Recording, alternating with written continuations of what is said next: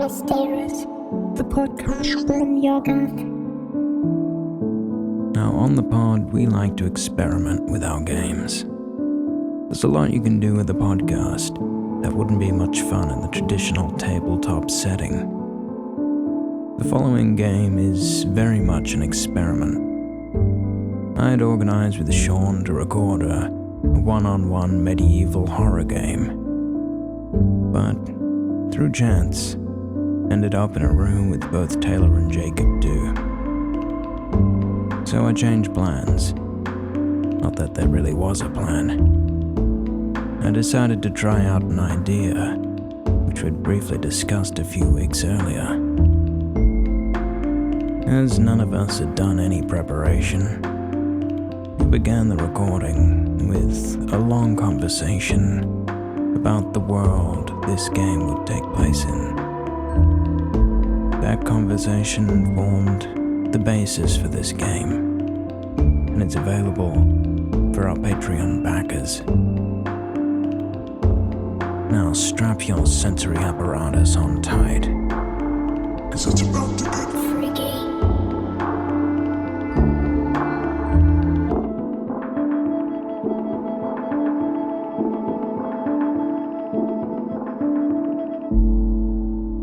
So, why don't we start off with the Clunge Wizard?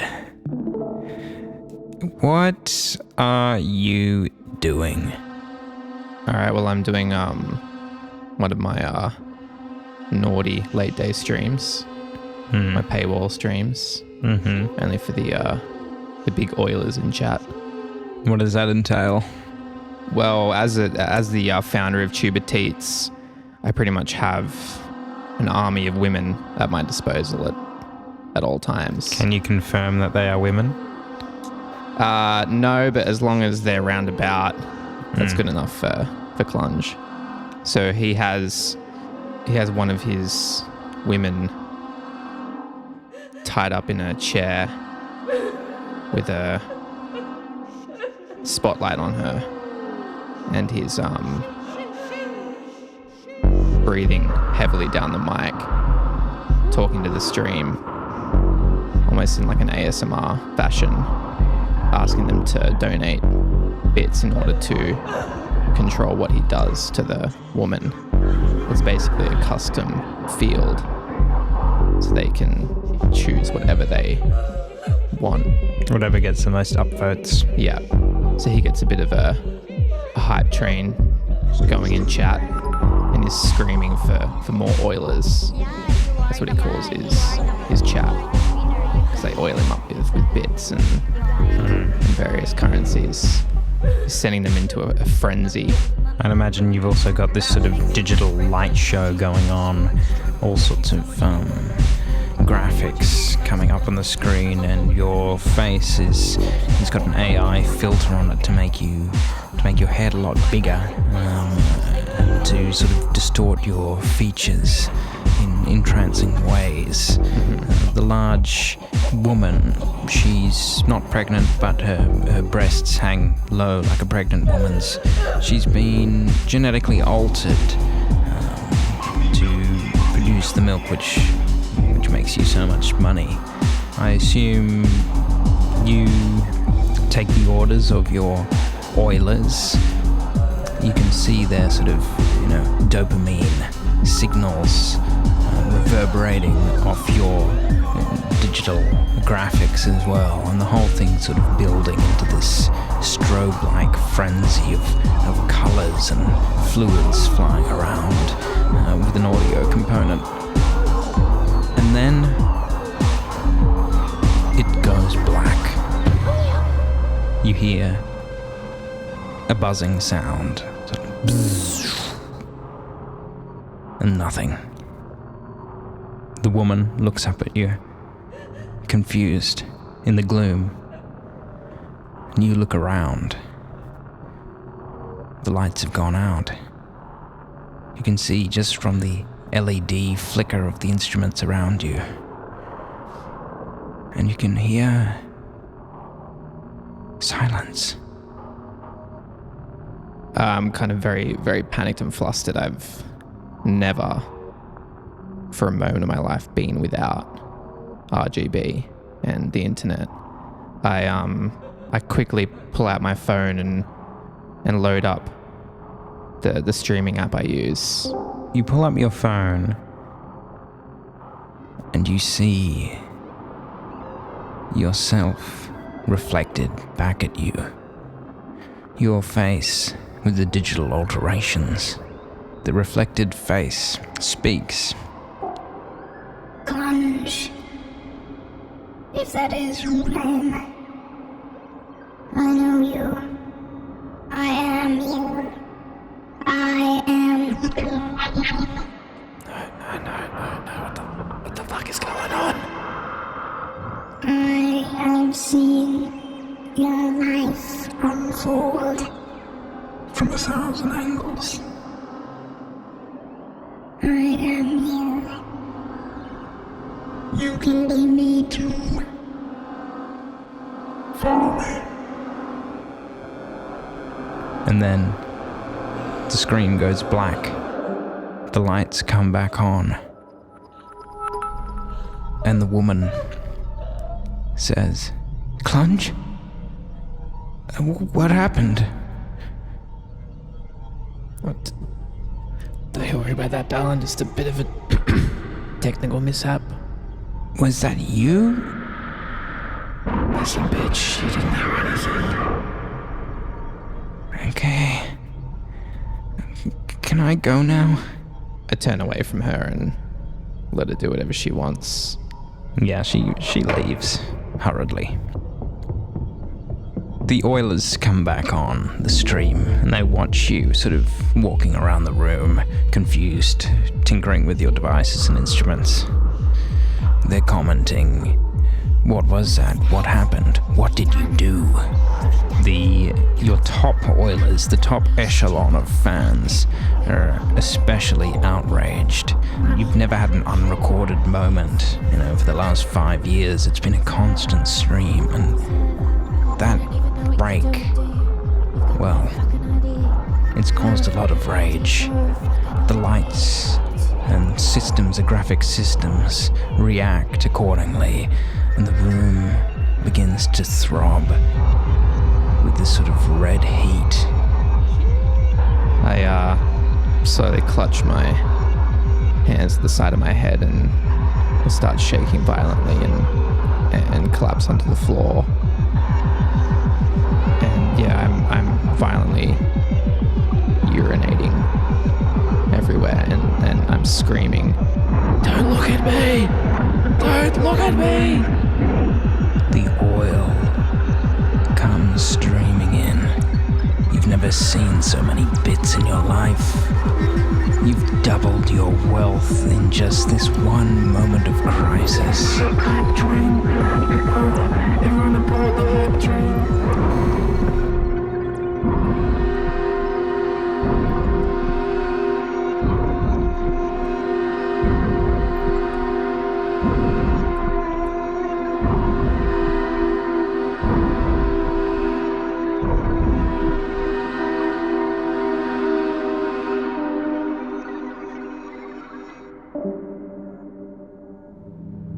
So, Big Bobby, you have spent the last few months working for Tube International. They're creating a new AI product. It's all under NDA. No one on the surface knows about it yet. You don't really know what's going on. You have been told that it is a massive international artificial intelligence infrastructure project, but that's about it, and you don't really know what that means.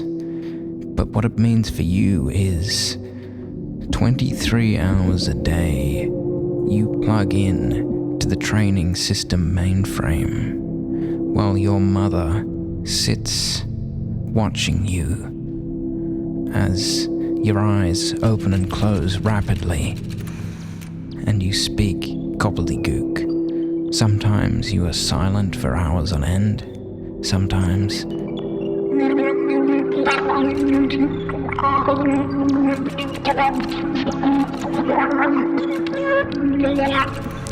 For hours, your mother doesn't understand what you're doing. You tell her that it's bringing in the bits. You unplug after a long 23-hour shift. Time goes pretty quick though when you're doing that work. You shut your eyes, plug yourself in, and you just see the data streaming through your brain, massaging it like tiny tendrils of lightning, tapping away at the rude keys of your brain. You emerge from the shift, your brain aching, your eyes take 10 minutes to come into focus, your ears take a few minutes to adjust, and then you see her. Well, you see the body of an 8-year-old boy with the vacant stare of your demented mother. Son, are you back now? I hold my fingers to my temples and I touch them for exactly 10 seconds. And I know it's 10 seconds because a very soft alarm goes off on my wristwatch, which tells me that it's time to grab the nearby towel and wipe myself down from the sweat that's pouring from my body. And the drool. Yeah. Hey, Mom. Just give me a moment, okay? I go over to the sink and press a button and watch 50,000 bits subtract as a small shot glass of yellow-brown liquid dispenses. And I stare at it. And I realize I stare at it for a moment too long, actually. And then I hastily gulp it down. And then I return to my mom. Hey, Mom. How was your day? You have a good one? Yes, you were quite strange today, son. You were trying to talk to me, but I couldn't quite hear what you're saying. I think my hearing's going. It sounded like you were speaking too fast. Don't worry about it, Mom. I wasn't talking to you. This thing they got me on, it's the only way I'm making bits right now, so I don't really have a choice. You just gotta give me a sec, alright? I put my hand to my temple, and I twist a dial till I come to a name. Richter. He's my connect, the one who I get my jobs from. I release my fingers from my temple and let it ring. It rings for about 5 minutes. Not unusual. Hello, this is Richter. You have 4 years, 32 weeks remaining on current job for Tube Corp International.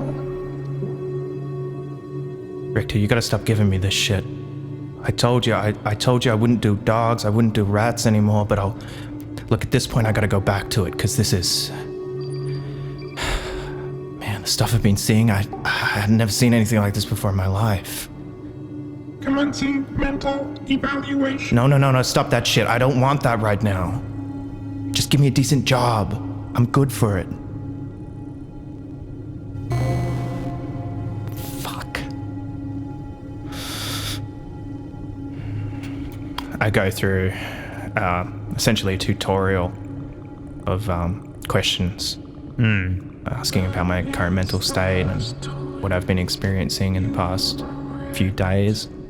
I rush through it. I'm not really checking the answers. I've done this so many times now. I'm just flipping through to get to the end result. And while I'm simultaneously doing this, I'm tending to my mother. I'm picking her up off the ground and and just kind of running my hand over her forehead to see if she's got fever, checking her eyes to see if if she needs food.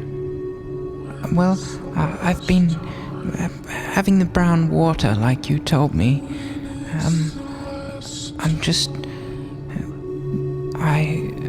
I'm still hungry. Can I have more? I look at my bits account and I see my budget that I broke down for nutrition for me and my medication, and I transfer over to her account. Yeah, sure thing. Right away, Ma. What about your pills? Don't worry about that, okay? I'll get more of them. You have been downgraded. No. That wasn't supposed to happen until next week. I counted the days. Mental evaluation. No, stop this shit! You are degenerating at an exponential rate of -3%. Look, Ma, all it's gonna take is a couple more years of this. We'll be fine. I promise. Get you to that place. A couple of blocks down. They got I heard they got a tree out there. You remember trees? I think so. They got the leaves. They turn brown. Yeah? Brown like the water. Different kind of brown. Look, it's important. We gotta get you washed up. I kind of lead her by the elbow to a slit in the wall. Very carefully kind of place her in it because she kind of walks like a toddler. And kind of just barely has that kind of, ear balance to stay upright. And I place her in there and I put my wrist up against the wall and watch the bits drain out and see a gusset of water shoot out for a moment. And as I'm ready with a washcloth to, as soon as it comes out, just quite aggressively, quite quickly, just rub her down. With the disinfectant as well. You rub her down as you do every day. Her skin sort of, her skin. She is in the body of an 8-year-old boy, yet still it is wrinkled and red and lesioned from the disinfectant which you are forced to use. Nonetheless, you clean her. You put her back on her sofa seat. And then, just in time, Shift starting in 2 seconds. I spend half a second looking at her. I love you, Ma. I turn around and sit back down. and you're back in the machine.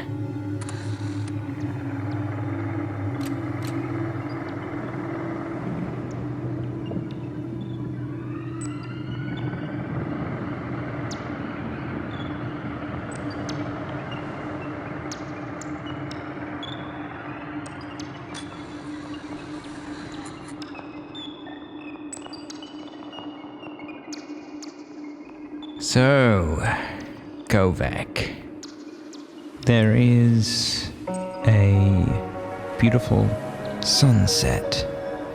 You can see the bright golden rays illuminating the clouds. The sun slowly, imperceptibly crawling down below the horizon. You stand on a beach, the waves lapping at your bare feet.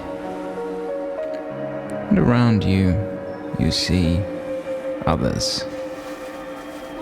Some humanoid figures,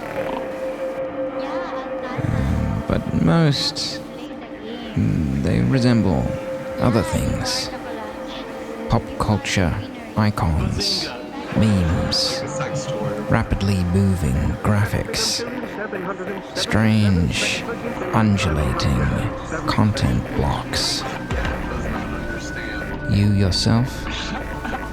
My avatar is a large-bellied man with a beautiful patterned suit.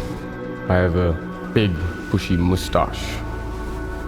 A avatar comes up to you, walks, or approximates a walk, and as the person or bot, you're not sure yet, comes towards you, you begin to enter the layers of its proximity content triggers. First of all, there is smell, a perfume, which gets stronger as the person comes towards you. Then there are the visual stimuli. You see clips from films. You see characters from old cartoons. You see politicians debating and performing.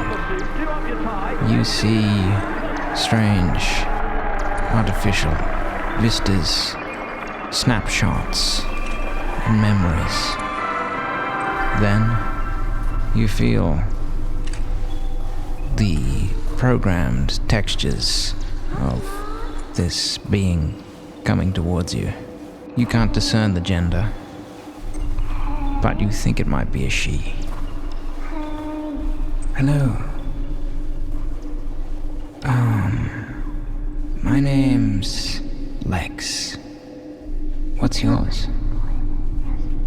'Tis a beautiful sunset, madame. How do you know I'm a woman? Your perfume. Almost as beautiful to the nostril as the sunset is to the eye.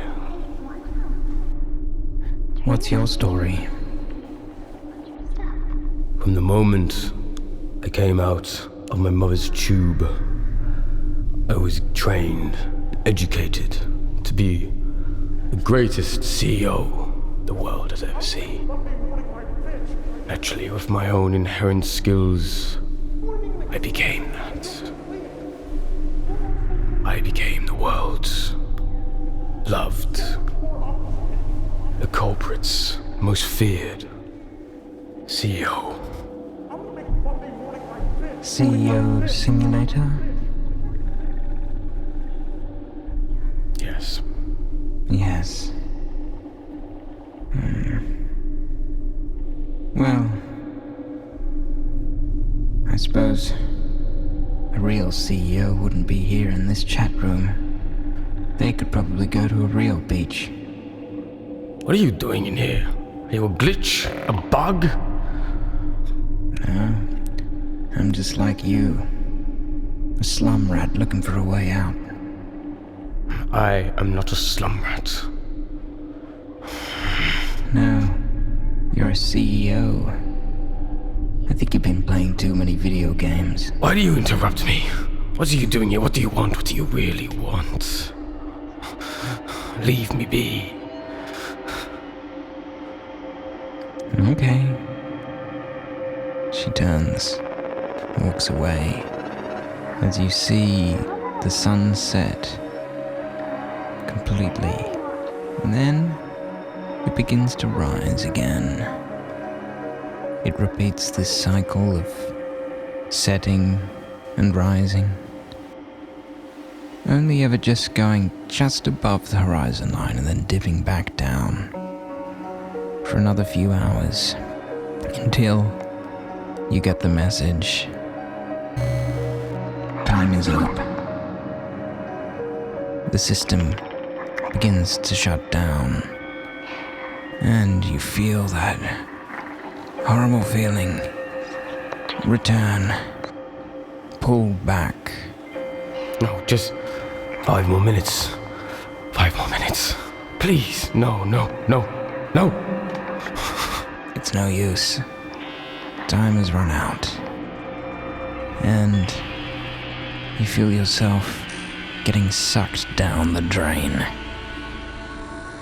The next thing you know, you are removing the sensory apparatus from down your esophagus. You feel the tingle of 1,000 micro suckers as they detach from your tongue. You pull the long, hair-like tubes out of your nasal cavity. And then, the most painful bit of all, the eyepieces. You delicately jiggle them to remove the lenses of your eyes, the cataracts from the delicate glass apparatus. It hurts every time. And then you remove the large earpieces. You blink your eyes, you blow your nose, you cough, and then you wipe down the sensory stimulation apparatus. You look around the darkened room as your meat senses come back online, and you smell the rank filth of your slum. You look out the window, and for a moment you are fortunate to have a window. You are fortunate to be on the upper levels of the slums, which expand for miles into the city and away from it. You can see the dense network, the circuit board of filth stretching out. You are a part of it. I look down to the clothes I'm wearing and kind of caress them, and my post-depression of exiting the CEO simulation is worsened when I have but mud and coffee-stained rags as opposed to a gleaming suit worthy of a CEO. A golden patent handkerchief is a dirty rag. Yes. Then you get up. You wash yourself half-heartedly. You prepare yourself some of the slum rations. It's just filth that builds up in the gutters. It's like a grey slop. You begin to drink it down. Thankfully, your senses are still dulled from the simulation. And as you drink it, you stare over at the complex sensory apparatus. It's black tubes hovering above you, almost menacingly, but you long to get back into that chair and to attach those tubes once more. But you know it will be another few hours before you're allowed. Until then, you must ruminate on your place in this world. I go to a couple scraps of paper under a very small bedside table, and I write about CEO simulation #4268. Describe this experience, and at the mention of the interloper in my own carven paradise, the pencil breaks against the paper. I rip the paper in half. And I look out at the slums once again. I spit. You look down, and you see in the gloom there is a footprint in the dust. In fact, looking around, there are footprints all over the room, cut into the thick layer of dust and filth built up in your slum apartment. Mind's playing tricks on me? Couldn't have been. No. It's foolish. I follow these footprints around my house. They've gone into every room, but most of them seem to be centered around your chair. It seems whoever they were touching you, or doing something to you. I'm gonna go to my mud-stained mirror just next to the small box where I urinate and shit in. You see in the clouded mirror yourself. You stare into those lifeless eyes. You pull up your shirt and inspect yourself. You see these small red marks all over you. You can't tell if it's some sort of rash, some sort of bite. You know there are no shortage of mites and slum bugs around these parts.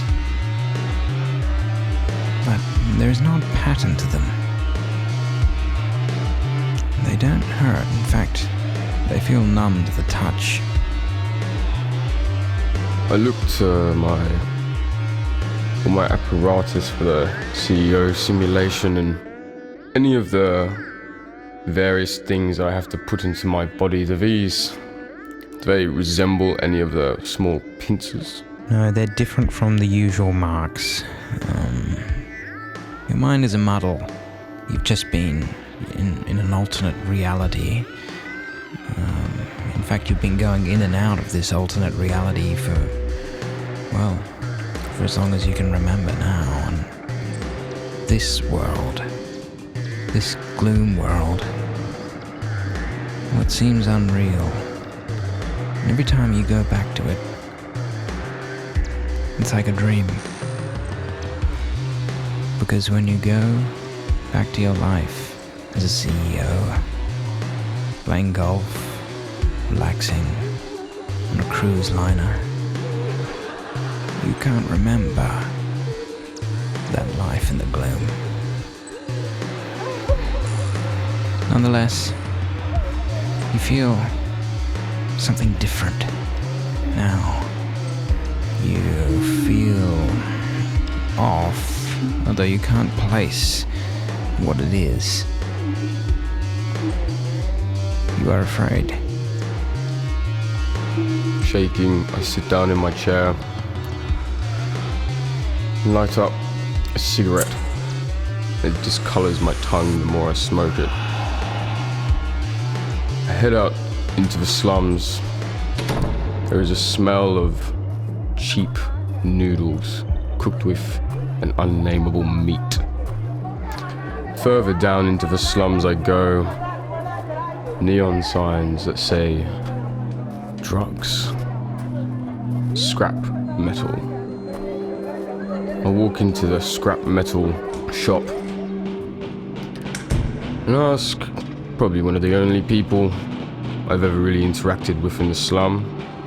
He has a small hat, too small to really fit on his head, and a dirty suit. It's better than anything I own. Perhaps that's why I even interacted with him in the first place. Reginald. Yeah.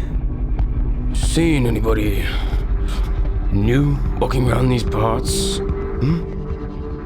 You?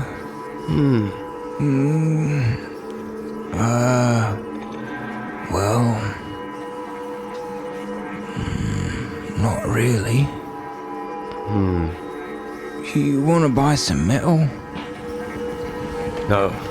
Keep your scrap metal, Reginald, for today, anyway. Some bitch broke into my apartment. Some bitch? Well, how'd you know it was a bitch? The shoes, the footprints. Nothing like any sneakers I've ever seen donned by a man. You look real unhealthy, man. So do you. You have warts all over your face and your skin is wrinkled. Like all of you. All of you here. How dare you comment on me? Me? Which one of us is wearing the suit? Fuck you, Reginald. I leave. My name's not Reginald. Whatever your goddamn name is. The door automatically slams shut. Useless. They're all useless. I scuttle back. And I merely sit in my room, my hands on my face. Waiting until you can upload once more.